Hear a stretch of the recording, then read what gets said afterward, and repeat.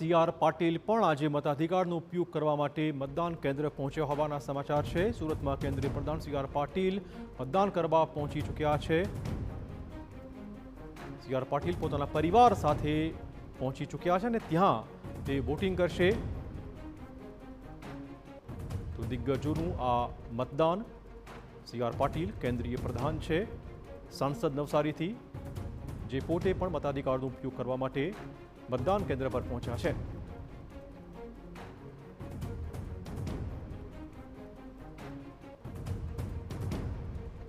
CR Patil पूर्व BJP अध्यक्ष गुजरात और हाल में केंद्रीय प्रधान पोताना परिवार साथे सूरतना मतदान केंद्र पर मतदान माटे पहुंचा है। तो आज सवारथी ज दिग्गजों आ रीते परिवार साथे मतदान माटे पहुंची रह्या छे। आपने पण अपील है कि आप पण मताधिकारનો ઉપયોગ કરો। સીઆર પાટીલના દ્રશ્યો અટલ ટીવી સ્ક્રીન પર સીઆર પાટીલ પોતાના પરિવાર સાથે વોટિંગ કરવા માટે પહોંચ્યા છે। સુરતનું આ મતદાન કેન્દ્ર છે જ્યાં મતાધિકારના ઉપયોગ માટે સીઆર પાટીલ પહોંચ્યા છે। આજે ગુજરાતમાં સ્થાનિક સ્વરાજની ચૂંટણીનો મતદાનનો દિવસ અતિ મહત્વનો લોકશાહીના પર્વ માટે દરમિયાનમાં સીઆર પાટીલ પણ પરિવાર સાથે મતદાન કરવા પહોંચ્યા। સુરતનું આ મતદાન કેન્દ્ર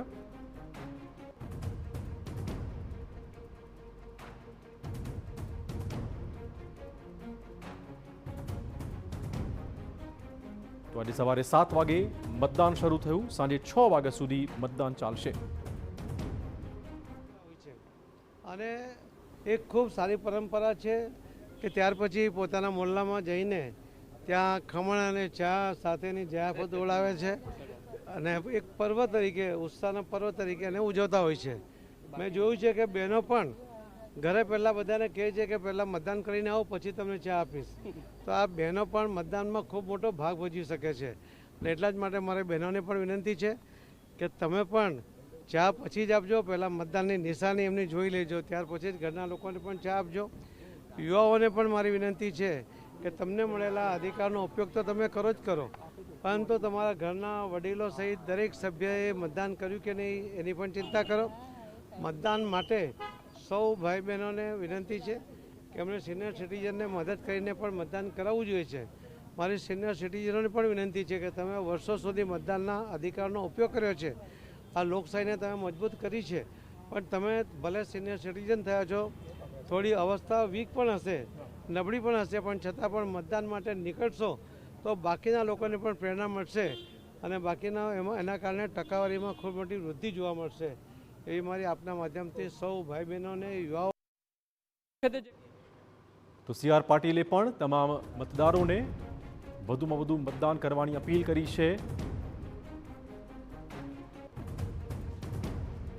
સીઆર પાટીલ જોઈ શકો છો પોતાના પરિવાર સાથે મતદાન કરવા માટે પહોંચ્યા। મતદાન કર્યા પછી તેમણે મતદારોને પણ અપીલ કરી છે તે પણ ઘરની બહાર નીકળે અને લોકશાહીના પર્વમાં જોડાય।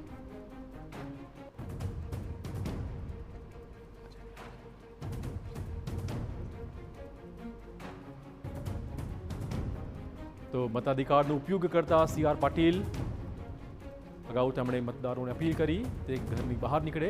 એક દિગ્ગજ નેતા, કેન્દ્રીય પ્રધાન, નવસારીના સાંસદ અને ગુજરાતના બીજેપીના પૂર્વ અધ્યક્ષ સીઆર પાટીલ પરિવાર સાથે સુરતના મતદાન કેન્દ્ર પર પહોંચ્યા। લોકોને તેમણે અપીલ પણ કરી અને પોતાના મતાધિકારનો પણ તેમણે ઉપયોગ કર્યો છે। તો સૂરજ વધુ તપે તે પહેલા તમામ લોકોને અપીલ છે ઘરની બહાર નીકળો અને મતદાન કરો। આમ તો આટલી ગરમી વચ્ચે પણ ખૂબ સારી વ્યવસ્થા ગોઠવવામાં આવી છે આપના માટે।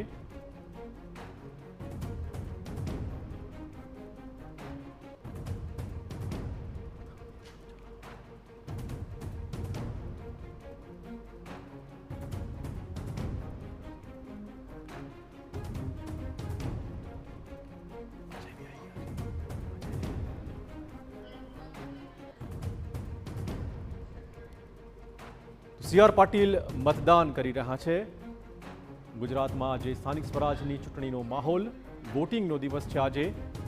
કોના તરફી મતદાન થઈ રહ્યું છે તે ચોક્કસ ચર્ચાનો વિષય। અનેક મુદ્દા આ ઇલેક્શન પહેલા રાજકીય પક્ષોએ ઉઠાવ્યા અને કાવાદાવા પણ થયા। તમામ પક્ષે પોતાની રીતે એડી ચૂંટીનું જોર લગાવ્યું। ત્યારે હવે આજનો દિવસ અતિ મહત્વપૂર્ણ। આજે મતદાનનો દિવસ છે। લોકો વોટિંગ કરી રહ્યા છે। આજે સવારે 7 વાગ્યાથી શાંતિપૂર્ણ માહોલમાં ગુજરાતમાં સ્થાનિક સ્વરાજની સંસ્થાઓ માટેનું વોટિંગ ચાલી રહ્યું છે।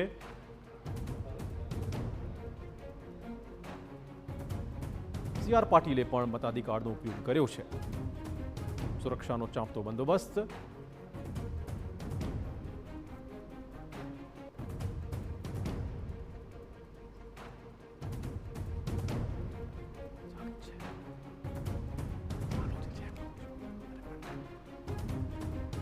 તો સી.આર. પાટીલ મતદાન કરી રહ્યા છે। આપને પણ અપીલ છે અમારા મંચ પરથી કે આપ પણ ઘરની બહાર નીકળો અને વોટિંગ કરો, મતાધિકારનો ઉપયોગ કરો।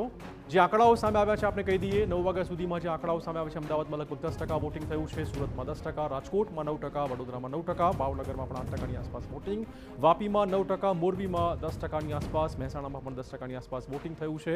લગભગ સરેરાશ 10%ની 9થી 10%ની આસપાસનો આ વોટિંગનો આંકડો 9 વાગ્યા સુધીનો સામે આવ્યો છે। આ વોટિંગનો આંકડો વધવો જોઈએ। સાંજે 6 વાગ્યા સુધી આપ મતદાન કરી શકો છો, પરંતુ 6 વાગ્યાની રાહ ન જુઓ, કેમ કે પછી તડકાનું બહાનું જડશે અને માટે એ પહેલાં તમામ લોકો ઘરની બહાર નીકળે અને મતાધિકારનો ઉપયોગ કરે, આવી અપીલ છે। 25,000થી વધુ ઉમેદવારો વચ્ચેની આ સીધી ટક્કર।